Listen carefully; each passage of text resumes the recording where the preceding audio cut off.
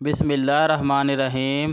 رسول پاک صلی اللہ علیہ وآلہ وسلم نے فرمایا کہ میری امت کا سب سے بہترین زمانہ میرا زمانہ ہے، پھر ان لوگوں کا جو اس زمانے کے بعد آئیں گے، پھر ان لوگوں کا جو اس زمانے کے بعد آئیں گے۔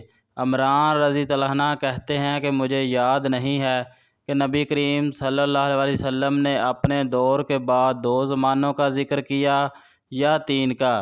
پھر آپ صلی اللہ علیہ وآلہ وسلم نے فرمایا کہ تمہارے بعد ایک ایسی قوم پیدا ہوگی جو بغیر کہے گواہی دینے کے لیے تیار ہو جایا کرے گی، اور ان میں خیانت اور چوری اتنی عام ہو جائے گی کہ ان پر کسی قسم کا بھروسہ باقی نہیں رہے گا، اور نذریں مانیں گے لیکن انہیں پورا نہیں کریں گے۔